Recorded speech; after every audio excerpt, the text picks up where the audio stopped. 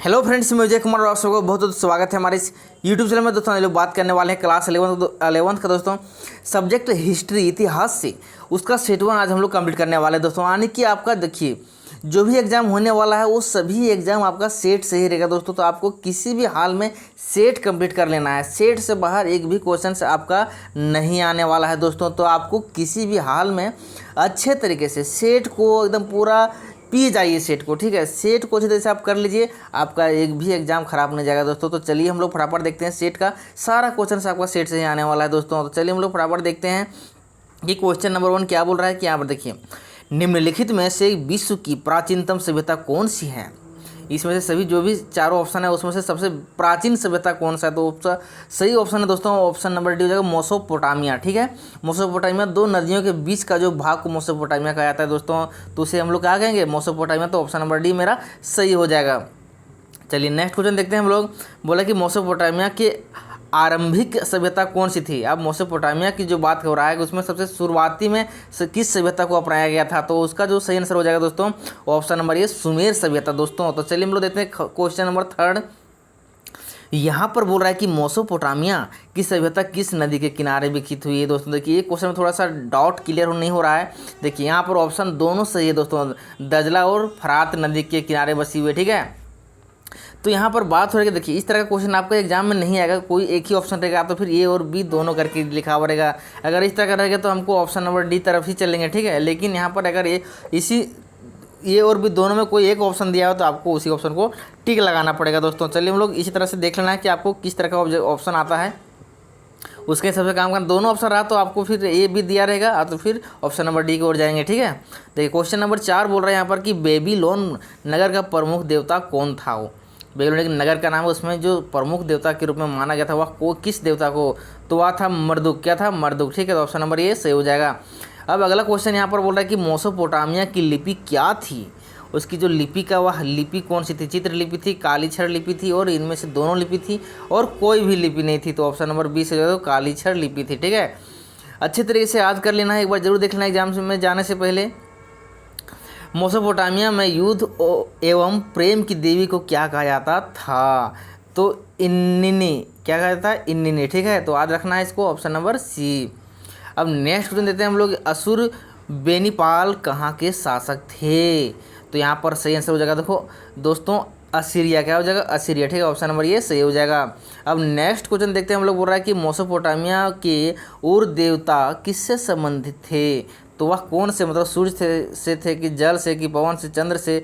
तो यहाँ से ऑप्शन दोस्तों हो जाएगा ऑप्शन नंबर बी सही हो जाएगा, वो चंद्र से, ठीक है। अब अगला क्वेश्चन यहाँ पर देखना है कि गिलगेमिस महाकाव्य का संबंध किससे है, मिस्र से, मोसोपोटामिया से। तो सही आंसर हो जाएगा आपका मोसोपोटामिया दोस्तों। तो इसको याद रखना। देखिए मोसोपोटामिया घूर फिर के बहुत ज़्यादा ऑप्शन में सही हो रहा है, तो अच्छे तरीके से आपको याद रखना है कि मोसोपोटामिया के बारे में अच्छे तरीके से नॉलेज रखना है दोस्तों। चलिए अगला क्वेश्चन देखते हैं। बोला कि देखिए जिगुरत का संबंध निम्नलिखित में से किससे है, मंदिर से, मस्जिद, चर्च से। तो देखिए सही आंसर हो जाएगा आपका मंदिर से, ठीक है। जिगुरत का संबंध मंदिर से है।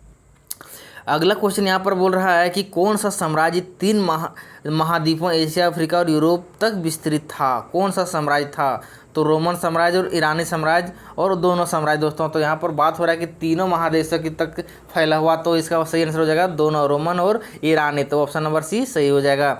अगला क्वेश्चन यहाँ पर बोल रहा है कि देखिए रोम किस नदी के किनारे बसा हुआ है। याद रखना है, बहुत ही इंपॉर्टेंट क्वेश्चन। रोम जो है वह एक टाइबर नदी के किनारे क्या है, बसा हुआ है दोस्तों। तो ऑप्शन नंबर ये सही हो जाएगा।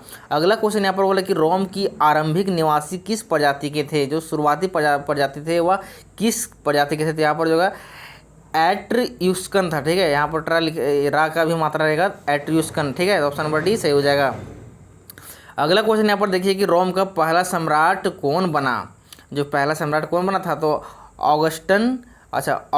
ऑगस्टस सीजर थे। ऑप्शन नंबर बी सही हो जाएगा। अब अगला क्वेश्चन यहाँ पर देखना है कि कुस्तुनतुनिया नगर की स्थापना किसने की थी। तो यहाँ पर सही ऑप्शन जो हो जाएगा दोस्तों कॉन्स्टेंटाइन ने। तो ऑप्शन नंबर बी सही हो जाएगा। याद रखना अच्छे तरह से, एक बार देख लेना है एग्जाम में जाने से पहले दोस्तों। चलिए अगला क्वेश्चन देखते हैं हम लोग। 16 नंबर बोला कि रोमन साम्राज्य का प्रसिद्ध चिकित्सक था, कौन था। तो उसका सेंस होगा गैलन। क्या था? गैलन। ठीक है, तो ऑप्शन नंबर बी सही हो जाएगा। अगला क्वेश्चन हम लोग देखते हैं कि ग्लेडिटियर किन्हें कहा जाता है? सीनेट के सदस्य को, पुरोहितों को, वेतनभोगी श्रमिकों को और योद्धा गुलाम पहलवानों को। तो ऑप्शन नंबर डी सही हो जाएगा दोस्तों, योद्धा गुलाम पहलवानों को। ठीक है, अगला क्वेश्चन यहाँ पर है कि रोम साम्राज्य की मुख्य भाषा क्या थी? तो उसकी जो मुख्य भाषा थी दोस्तों लेटिन थी। क्या थी? लेटिन। ठीक है, तो आज रखना ऑप्शन नंबर ये सही हो जाएगा। अब ड्रेसल 20 क्या था दोस्तों? ड्रेसल 20 क्या था? एक गैलन था, मतलब एक जार था। ठीक है, उसमें वह जो जार था वह क्या था, किस रूप में था, मतलब किस चीज़ का बना हुआ था? तो मिट्टी का बर्तन था दोस्तों। वह क्या था? मिट्टी का बर्तन था। ठीक है, अब अगला देखिए यहाँ पर बोला कि कोलोसियम। कोलोसियम क्या था? कोलोसियम एक अखाड़े का नाम था। एक जैसे जगह, कोई जगह था उस तरह से एक अखाड़ा का नाम था दोस्तों। ऑप्शन नंबर सी से हो जाएगा। ठीक है, जैसे कुश्ती वगैरह लड़ते नहीं है तो एक अखाड़ा बना जाता है, तो अखाड़े में आप है कि नहीं, तो उस अखाड़े का नाम था क्या था? कोलोसियम।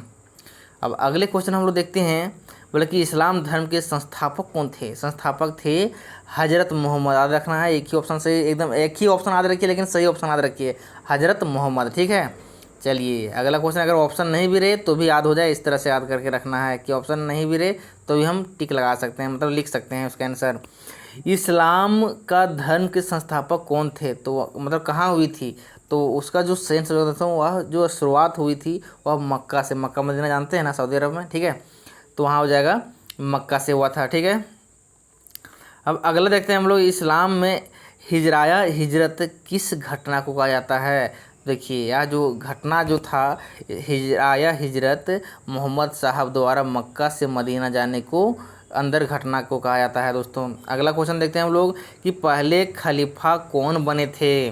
पहले खलीफा जो बने थे वह बने थे अबू बकर। कौन बने थे? अबू बकर। ठीक है, ये दूसरा बने थे, ये तीसरा बने थे और ये चौथा बने थे दोस्तों। तो जो पहला का बात यहाँ पर हो रहा है, तो उसका सही आंसर हो जाएगा ऑप्शन नंबर ये सही हो जाएगा। अगला क्वेश्चन हम देखते हैं कि इस्लाम धर्म के संस्थापक हजरत मोहम्मद साहब अरब कबीले की इस जाति से संबंधित है, मतलब किस जाति से संबंधित है? ठीक है, यहाँ पर लिखा हुआ है किस जाति से संबंधित होता है, तो वह जो सही आंसर हो जाएगा बद्दू। क्या हो जाएगा? बद्दू। ठीक है, तो ऑप्शन नंबर सी सही हो जाएगा।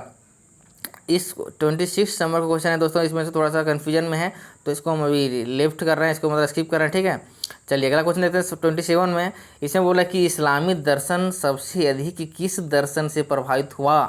तो उसका सेंस हो जाएगा दोस्तों ईरानी। क्या हो जाएगा? ईरानी। ठीक है, ऑप्शन नंबर डी से हो जाएगा। अगला क्वेश्चन जो बोल रहा है कि यहाँ पर शाहनामा की रचना किसने की थी? शाहनामा की जो रचना की थी वह फिरदौसी ने। कौन की थी? फिरदौसी ने। तो ऑप्शन नंबर ये सही हो जाएगा।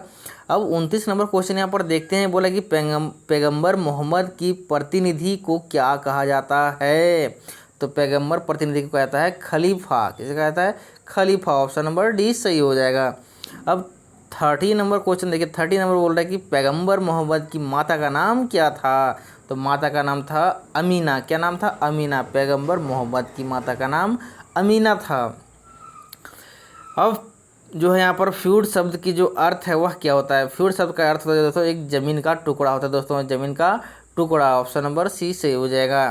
अब फाइड, देखिए फाइड क्या है, उसको वह किससे संबंधित है? तो मतलब किस रूप से संबंधित है? सामंत से, कृषक से, जागीर से और बिशप से। तो ऑप्शन नंबर सी से हो जाएगा, जागीर से। ठीक है, अब सर्फ किसे कहा जाता है? मतलब सर्फ किससे रिलेट है? तो किससे रिलेटेड है? तो जगह भूदान से। किसे है? भूदान से। ठीक है, ऑप्शन नंबर सी से हो जाएगा। अब अगला क्वेश्चन जो है, सामंती समाज नामक पुस्तक के लेखक कौन थे? कार्ल मार्क्स, एंजल्स, लेनिन, मार्ग ब्लॉक। तो ऑप्शन नंबर डी से हो जाएगा, मार्ग ब्लॉक दोस्तों। चलिए नेक्स्ट क्वेश्चन देखते हैं हम लोग। बोला कि सामंतवाद की छोटी इकाई क्या थी? सामंतवाद की जो छोटी इकाई थी दोस्तों वो जो से नाइट से। क्या हो जाएगा उसका मतलब? सामंतवाद का मतलब था नाइट से संबंधित था, छोटी इकाई सबसे नाइट थी। ठीक है, ऑप्शन नंबर भी सही हो जाएगा। अब अगला क्वेश्चन हम लोग देखते हैं, यहाँ पर बोल रहा है सामंती व्यवस्था के शिखर पर कौन था? तो वह जो था दोस्तों राजा। कौन था? राजा। ऑप्शन नंबर ये सही हो जाएगा।